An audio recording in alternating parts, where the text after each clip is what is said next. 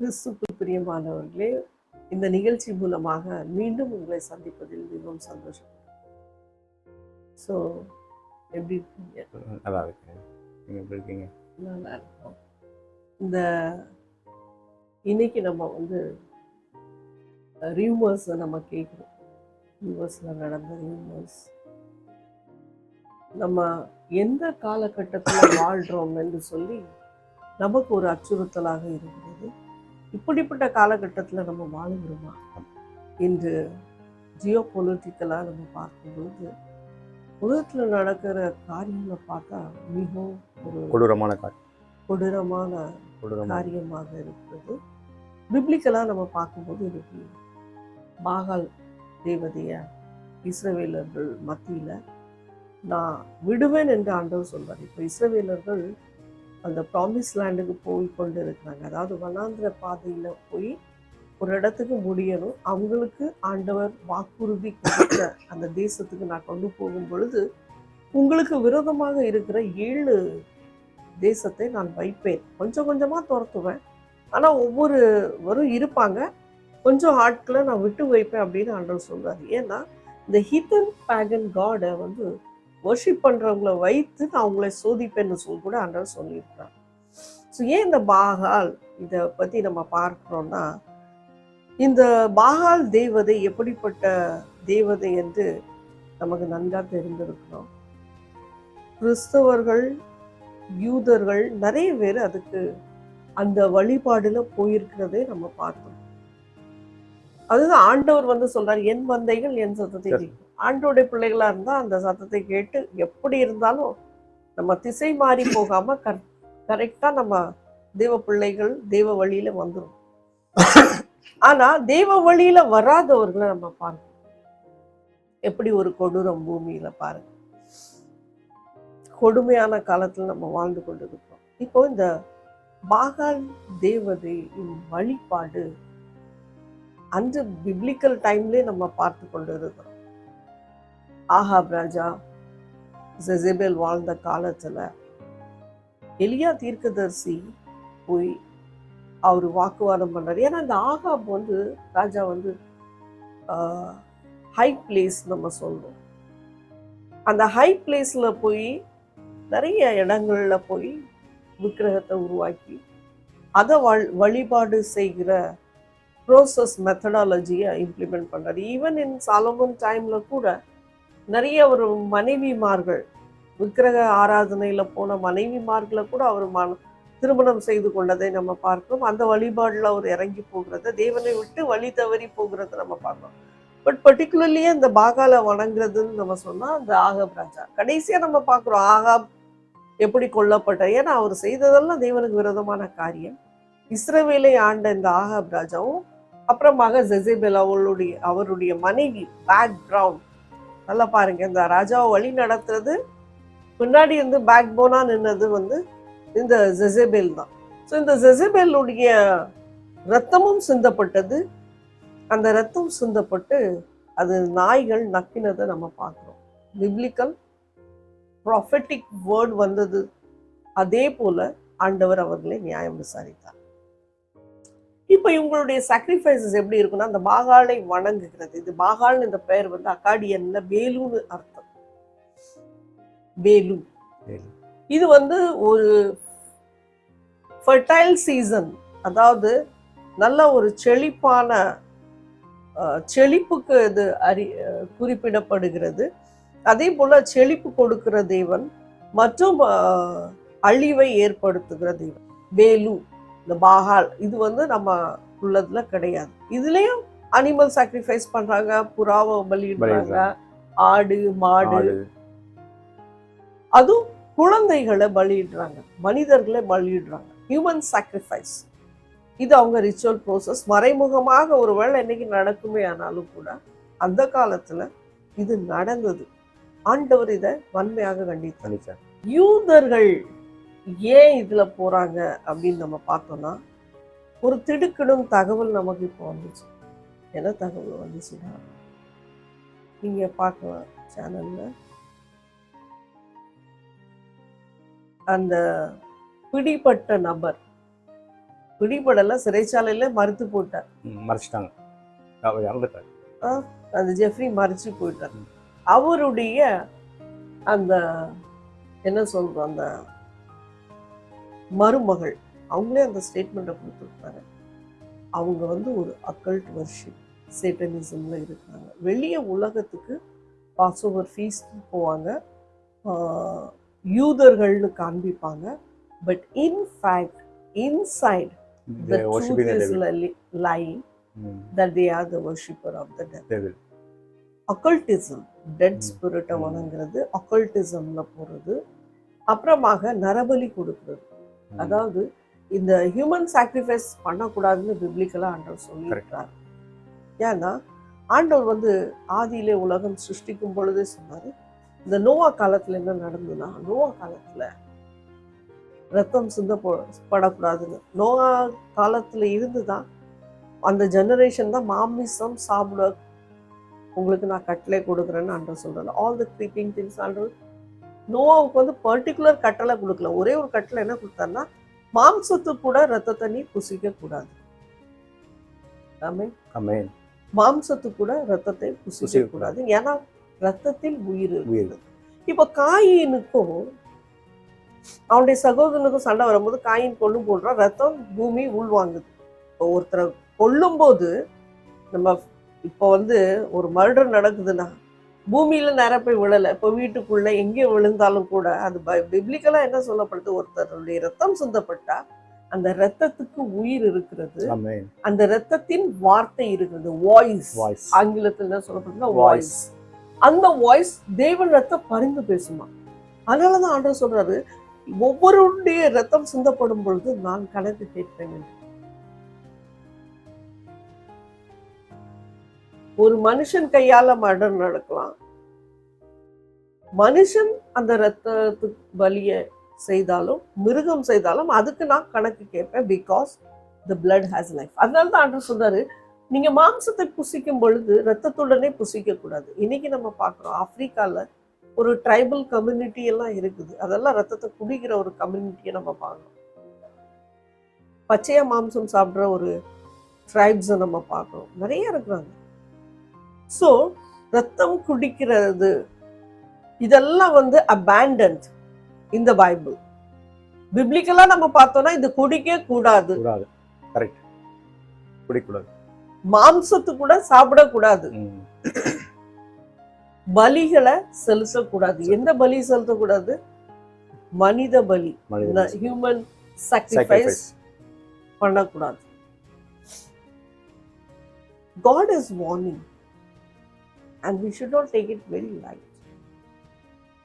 கர்த்தர் நம்ம எச்சரிக்கிறார். எனக்கு என்ன தோணுதுன்னா, ஏன் இவ்வளவு நாள் ஆண்டவர் விட்டு வச்சார்? தோணல அப்படி? பல ஆண்டுகளாக இந்த பாவம் நடக்குது, பல வருஷம் யுஎஸ்ல. அது மக்களுடைய கண்கள் மறைக்கப்பட்டதா இல்ல என்னதான் அப்படின்னு, நம்ம எப்படிப்பட்ட உலகத்துல ஆளுகிறோம் என்று நமக்கே ஒரு வியப்பா இருக்கு. சோ இந்த பாகால் தேவதை வந்து இந்த பால் இத வணங்குறாங்கல்ல, இந்த பால் வந்து human sacrifice, sex and drinking blood, eating flesh.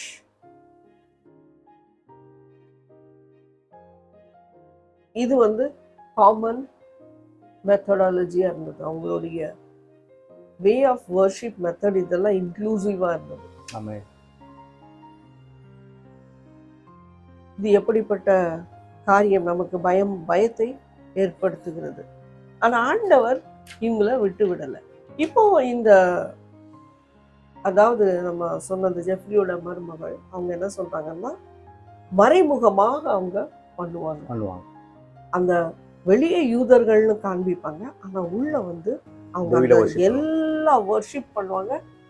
அதை நம்ம புரிந்து கொள்ள வேண்டியதுதான். அது ரகசியமாக மற்றவர்கள் கண்களுக்கு தெரியாம இது நடத்தப்பட்டு அதை அவங்க கிரேட் கிராண்ட்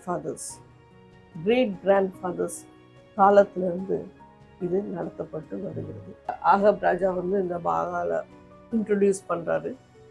அவருடைய மகன், அதாவது எலிஷா காலத்துல, எலியா போயிட்டாரு, எலிஷா காலத்துல, எலிசா காலத்துல என்ன நடக்குதுன்னா, இந்த ஜெரோம் இந்த ஜெரோம் வந்து அவருடைய குமாரன். அவர் வாழ்ந்த காலத்துல அவர் ஒரு ராஜாவா இருக்கிறாரு.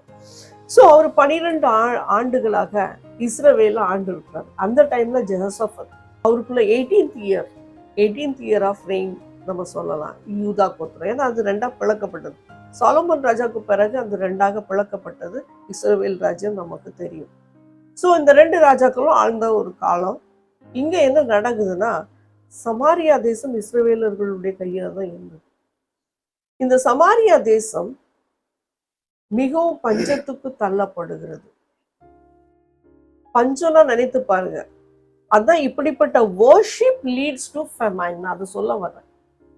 எந்த அளவுக்கு விக்கிரகம், எந்த அளவுக்கு அக்கல்டிசம், எந்த அளவுக்கு சேட்டனிசம் இன்க்ரீஸ் ஆகுதோ, எந்த அளவுக்கு இந்த நல்லவர்கள் எல்லாம் பூமியை கடந்து சென்று போயிடுறாங்களோ, கொடூரமான மக்களுடைய காலங்கள் எல்லாம் தென்படுகிறதோ, அடுத்தது நம்ம பார்க்க போறது famine.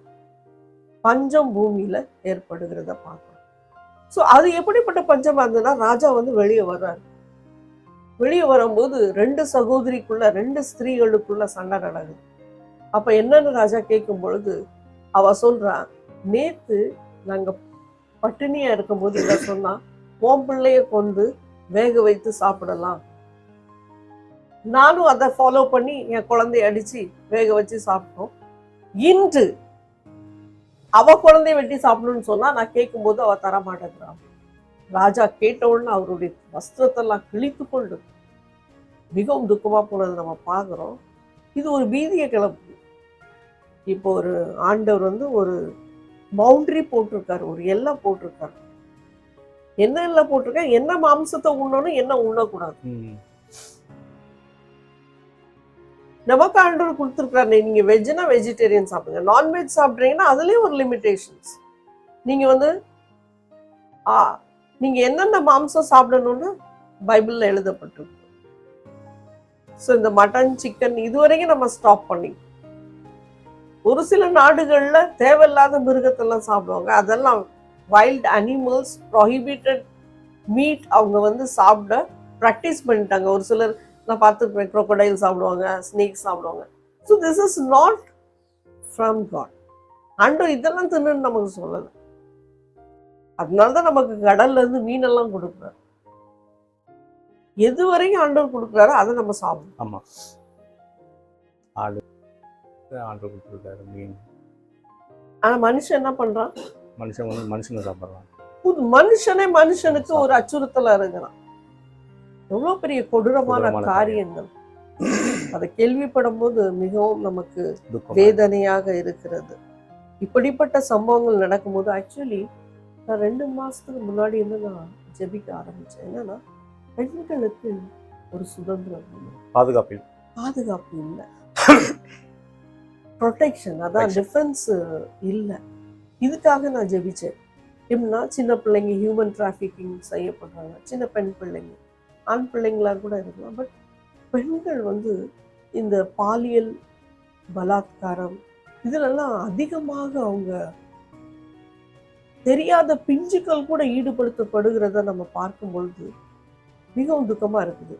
மிகவும் துக்கமான சம்பவம். பில்கேட்ஸ் அவங்க மனைவி என்ன தெரியுமா சொல்றாங்க, இந்த நம்ம எல்லாம் அந்த சிறு வயதுல இருந்தா கடந்து வந்திருப்போம். ஒரு சிலருக்கு அம்மாவா இருக்கலாம், மருமகளா இருக்கலாம், மகளா இருக்கலாம். நம்ம பிள்ளைங்க நம்மை போலதான் அவங்களுக்கும் உயிர், நம்ம போலதான் அவங்களுக்கும் ஒரு வேதனை. எப்படிப்பட்ட இந்த ராட்சசர்கள்னு நம்ம சொல்லலாம், ராட்சசர்கள் தான் சொல்லணும். ரத்தத்தை குடிக்கிற வேம்பயர்னு இங்கிலீஷ்ல சொல்லுவாங்க. ரத்தத்தை குடிக்க தேடுறாங்க. இந்த பெரிய பெரிய பணக்காரர்கள், இலைட்ஸ் நம்ம சொல்றோம், செலிபிரிட்டிஸ் சொல்றோம், பணத்துல மிதக்கிற பொலிட்டீஷியன் லீடர்ஸ்னு சொல்றோம். இப்படிப்பட்டவங்க எல்லாம் மனுஷனுடைய ரத்தத்தை குடிக்க ஆவலா இருக்கு. இப்படியும் உலகம் இருக்கான்னு நமக்கு தூங்கி கொண்டிருந்தவங்க, அதாவது இந்த அளவுக்கு நமக்கு என்ன சொல்லுவோம், நாலேஜ் இருந்திருக்காது. இந்த காலத்துல இப்படி நடக்குமா? ஏன்னா Because people are just looking and craving a tech world, technology. Science எந்த அளவுக்கு வளர்ச்சி அடைந்திருக்கு. இப்போ பார்த்தாச்சு இதுதான உலகம் அப்படின்ட்டு நம்ம அது கடைசியாக பார்க்கலாம். வெளிப்படுத்தலாம் ஆண்டவர் எப்படிப்பட்ட அழிவுகளை இவர்களுக்கு கொடுக்குறாரு என்பதை.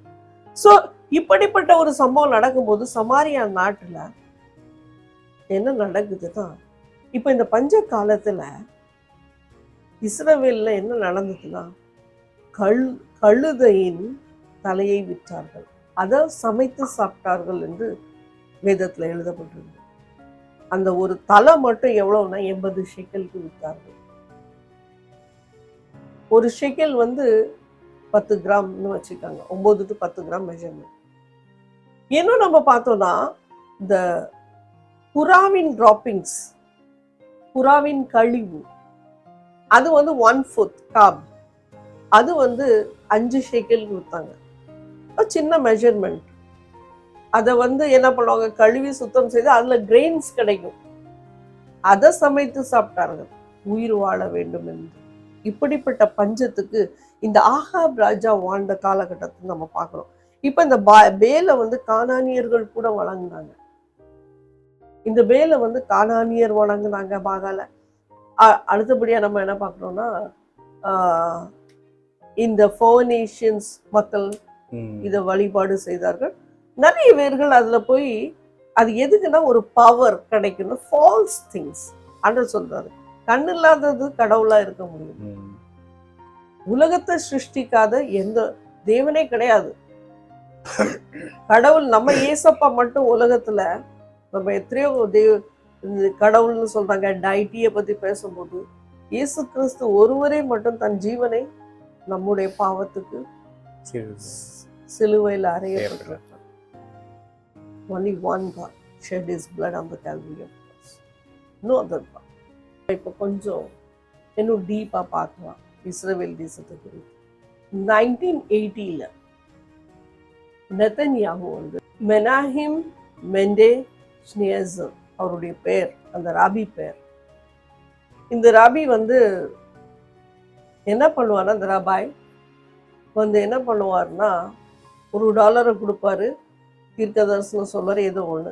இவர் ஆக்சுவலி நெதன்யாஹு ஃபர்ஸ்ட் டைம் மீட் பண்றாரு 1980.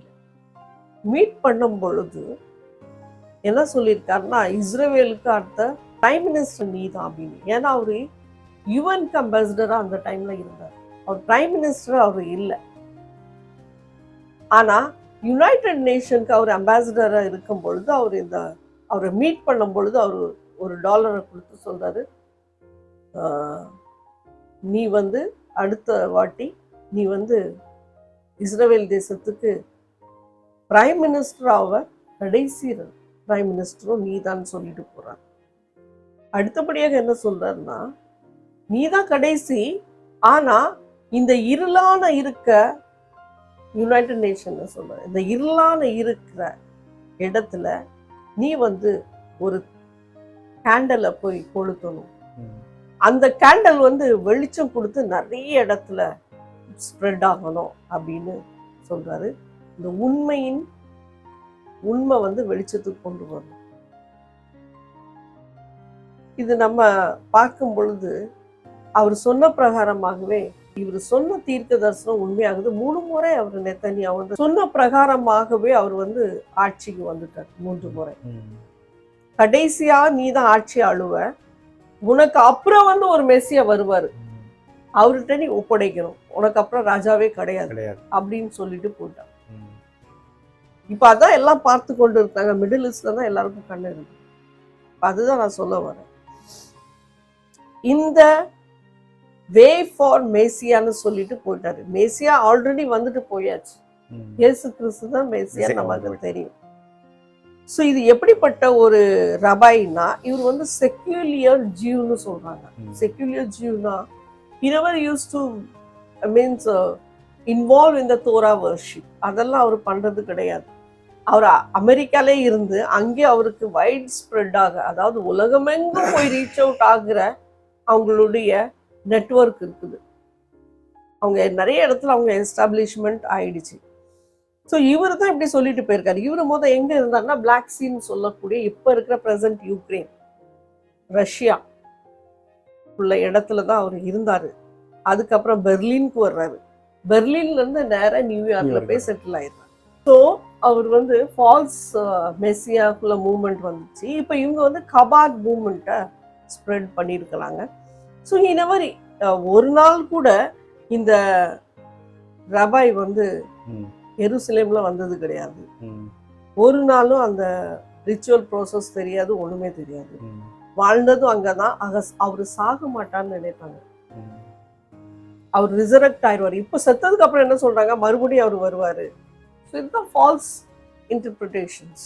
ஓகே, எனி ஹவ் பிசாசுக்கும் கொஞ்சம் என்ன இருக்கும், கொஞ்சம் இருக்கும், ஸ்ட்ரென்த் இருக்கும். இவங்க எப்படின்னா அநேக இடங்கள்ல ரீஹாபிலேஷன் சென்டர், சினாகக், அப்புறம் ஸ்கூல்ஸ், ட்ரக்ஸ், இது எய்ட்ஸ் சப்ளை, அதாவது மணி சப்ளை பண்ணுறது, இப்படி இவங்களுக்குள்ளாக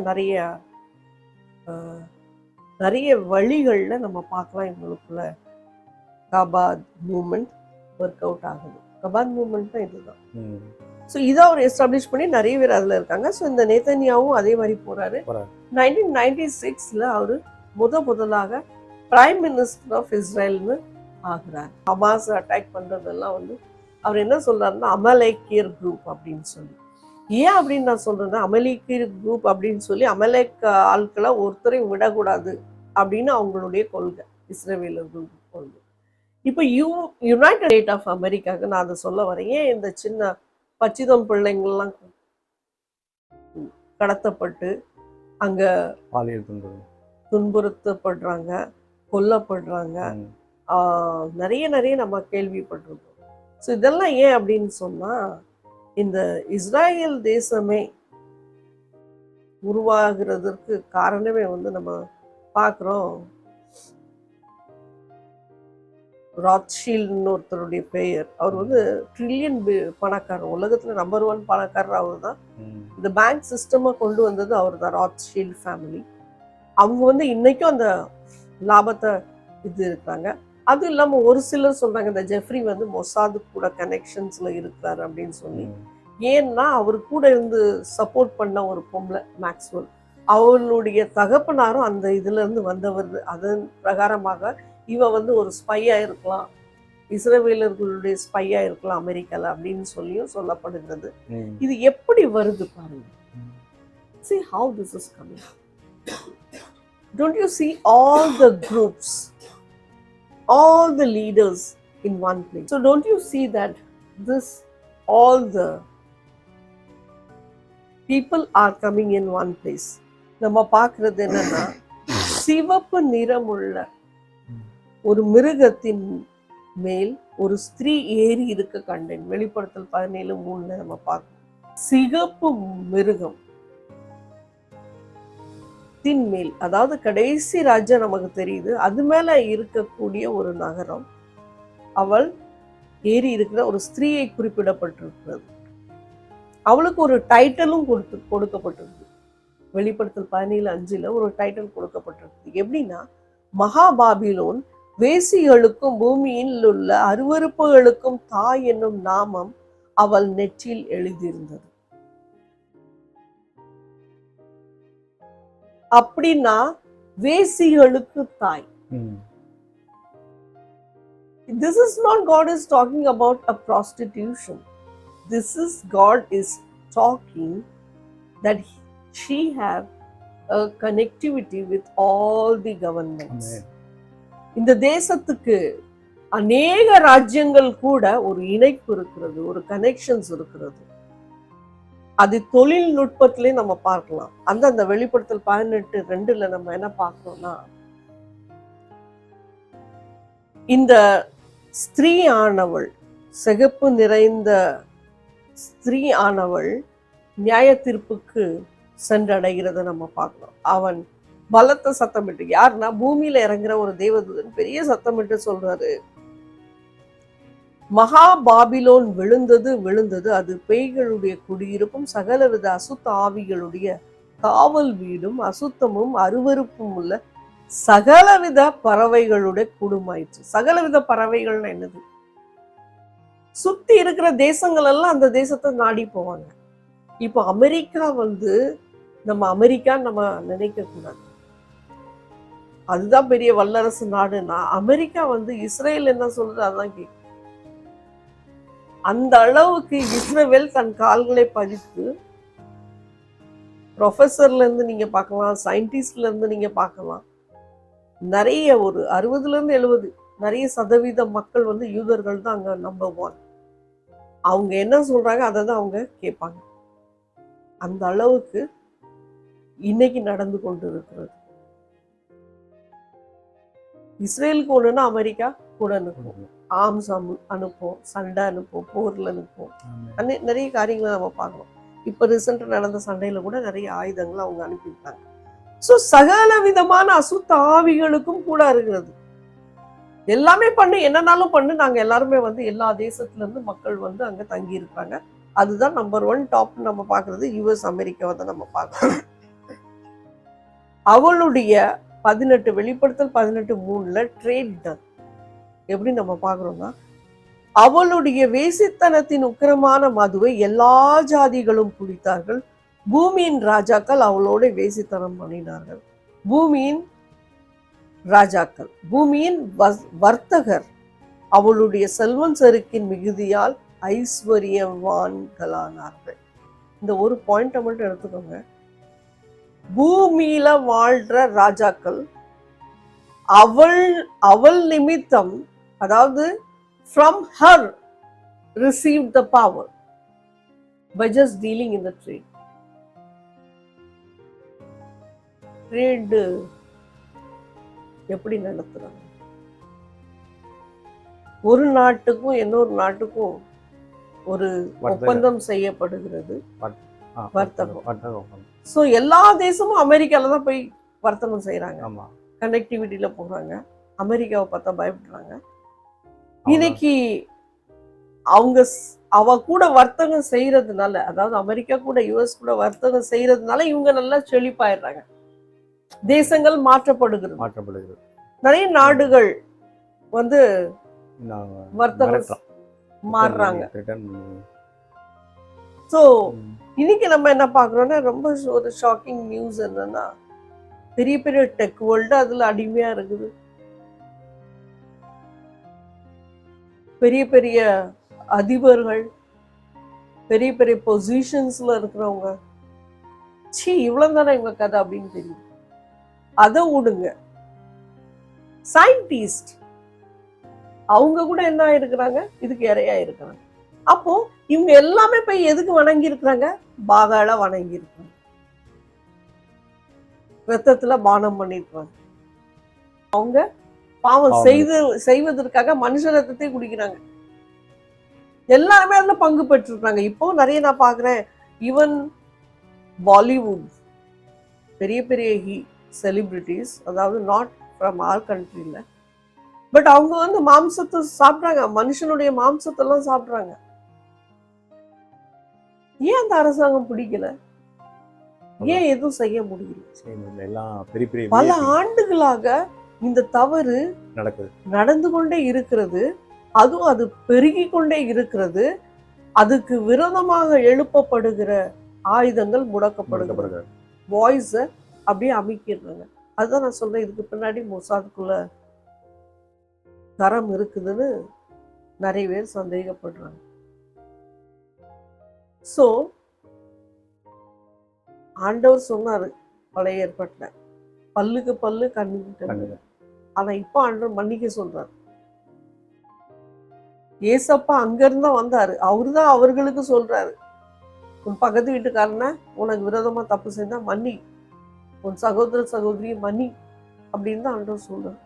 நம்ம செய்யறதெல்லாம் அதுக்கு எதிர்மறையாக. ஆனா இது என்ன ஒரு கண்டிஷனுக்கு போகும், இது என்ன ஒரு சிச்சுவேஷனுக்கு போகும்? பாபிலோன் விழுந்தது விழுந்தது விழுந்தது. 18:17 இங்க மாலுமிகள் யாவரும் கப்பலில் யாத்திரை பண்ணுகிறவள் யாவரும் கப்பல்களுடன் சமுத்திரத்திலே தொழில் செய்கிற யாவரும் தூரத்திலே நின்று அவள் வேகிறதினாலே உண்டாக புகையை பார்த்து அந்த மகா நகரத்துக்கு ஒப்பான நகரம் உண்டோ என்று சத்தமிட்டு தங்கள் தலைகள் மேல் புழுதியை போட்டுக்கொண்டு, ஐயையோ மகாநகரமே, சமுத்திரத்திலே கப்பல்களுடைய அனைவரும் இவளுடைய உச்சத்தி நிமித்தம் உச்சிதமான சம்பூரணத்தினால் ஐஸ்வர்யவான்களானார்களே, ஒரு நாளிகையிலே இவள் பாழாய் போனாலே என்று அழுது துக்கித்து ஓலமிடுவார்கள். அதான் ஆங்கிலத்தில் அழகா சொல்லப்பட்டது, alas alas for the great city where all who had ships at sea grew rich by her wealth, for in a single hour she has been laid waste. அப்ப ரிஜாய்ஸ் பண்ணுங்கன்னு சொல்ற ஆண்டவர் சொல்றாரு, இதெல்லாம் ஒரு நாள் அழிவுக்கு தான் போக போகுது. இது வர்த்தகம் பண்ணுகிறவர்கள். இங்க நம்ம பாக்குறோம், for in single hour the wealth has been laid waste. ஒரு மணி நேரத்துக்குள்ளாக அது அழிவுக்கு போகிறத நம்ம பார்க்கிறோம். வர்த்தகம் பண்ணினவர்கள் அழிவுக்கு போகிறத நம்ம வெளிப்படுத்தல தெளிவா ஆண்டவர் சொல்லியிருக்க. இப்படிப்பட்ட கொடூரம் பூமியில நடக்கக்கூடாது. நடக்குதுன்னா உலகம் அதான் நான் நினைப்பேன் பல நேரத்துல, ஏன் ஆண்டவர் இவ்வளவு அழிவு அனுப்புறார்? அப்படி என்னதான் இந்த ஜனங்க பண்றாங்க? நமக்கு தெரியாம ஒரு உலகமும் இருக்கிறது, அதுல மறைக்கப்பட்ட இருட்டான காரியங்கள் நடக்கிறது. ஆண்டவர் அதெல்லாம் கடைசி நாட்கள்ல வெளிச்சத்துக்கு கொண்டு வரார். நீங்கள் உங்கள் பிள்ளைகளுக்காக, உங்கள் குடும்பங்களுக்காக ஜெபிக்க வேண்டியது மிக அவசியம். நம்ம எல்லாரும் நம்ம குடும்பங்களுக்காக இது ஜெபத்துல இறங்க வேண்டியது மிக அவசியம். இப்படிப்பட்ட பாதாள உலகத்துல நம்மை நாமே பாதுகாக்க வேண்டியது மிக அவசியம். அதனால ஜெபிக்கணும். இது கர்த்தர் ஒரு முற்றுப்புள்ளி கொண்டு வரணும். ஏழைங்க ரத்தத்தை குடிச்சு பணக்காரன் வாழ்ந்துறது வாழ்க்கை கிடையவே கிடையாது. ஆண்டவர் அதை ஒருபோதும் அனுமதிக்க மாட்டார். அவங்களுடைய ரத்தம் வெளியேறப்பட்டது. நம்ம இந்த காரியத்துக்காக ஜெபிப்போம். தேசத்துல இப்படிப்பட்ட சம்பவங்கள் பூமியில நிகழக்கூடாது. அதுக்காக நம்ம ஜெபிக்கணும். நிறைய பேருக்கு ஆண்டோடைய பாதுகாப்பு வேணும். இந்த கடைசி காலத்துல நம்ம கொடூரமான காலங்கள்ல வாழ்ந்து கொண்டு இருக்கிறோம். கண்களை மூடி ஜெபம் செய்யலாமா? அப்பா தகப்பனே, ஆண்டவரே, இதை பார்த்து கொண்டிருக்கிற ஒவ்வொருவருக்கும் நீர் உம்முடைய கண்களே அப்பா, கண்கள் அவர்கள் மீது இருக்கட்டும். இதை பார்த்து கொண்டிருக்கிற ஒவ்வொரு குடும்பத்திலும் உம்முடைய கரம் இருக்கட்டும் தகப்பனே. உம்மை நம்பி இருக்கிறவர்கள் ஒருபோதும் வெட்கப்பட்டு போவதில்லை. கொடூரமான இந்த உலகத்துல நாங்களா வாழ்ந்து கொண்டு இருக்கிறோம் என்று எங்களே இது பயத்தை ஏற்படுத்துகிறது. அப்பா தகப்பனே, ஜெபிக்கிறவர்கள் இதிலிருந்து தப்பித்துக் கொள்வார்கள் என்று உம்முடைய வசனம் சொல்லுங்க. அப்பா, நீர் இந்த பிள்ளைகளை பாதுகாப்பு கொடுக்கும்படியாக ஜெபிக்கிறோம். உம்முடைய பலத்த கரம் இவர்களை தாங்கிக் கொள்ளும். வேலி அடைத்து பாதுகாப்பு கொடுங்க ஆண்டவர். அப்பா, இந்த சம்பவம் நடக்கப்பட்டு அநேக ராஜாக்கள் இதுல பங்கு பெற்றிருக்காங்க, இந்த காரியங்கள்ல ஈடுபட்டிருக்காங்க. அப்பா, இதெல்லாம் நிர்மூலமாக்கப்படும். சேட்டன் வர்ஷிப் அதிகரித்து கொண்டு போகிறது. அப்பா தகப்பனே, உங்களுடைய பிள்ளைகளுக்கு அந்த வழியிலே போகக்கூடாது. அப்பா, அந்த வழியில போகாதபடி நிறைய பேரை நீர் மாற்றும்படியாக சொல்லியிருக்கிறாங்க. நீர் உயிருள்ள தேவனான அப்பா, உங்களுடைய வருகை சமீபமாக இருக்கிறது நாங்கள் அறிந்திருக்கிறோம் தகப்பன். விழிப்புணர்வோடு நாங்கள் இருக்கும்படியாக நீர் எங்களுக்கு அப்பா வார்த்தையை கொடுத்து கொண்டு போயிருக்கிறீங்க. ஜாக்கிரதையா இருங்க. இந்த உலகத்துல உள்ள கேடுகள்ல இருந்து தப்பித்துக் கொள்ளுங்கள் என்று சொன்னீங்க. அப்பா, பார்த்து கொண்டிருக்கிற ஒவ்வொருவரையும் நீர் ஆசீர்வதிங்க, ப்ரொடெக்ட் பண்ணுங்க, பிளஸ் பண்ணுங்க. In Jesus name I pray. Amen, amen, amen. கர்த்தர் உங்களை ஆசீர்வதிப்பாராக. கர்த்தர் உங்களை ஆசீர்வதிப்பாராக. God bless you. God bless you.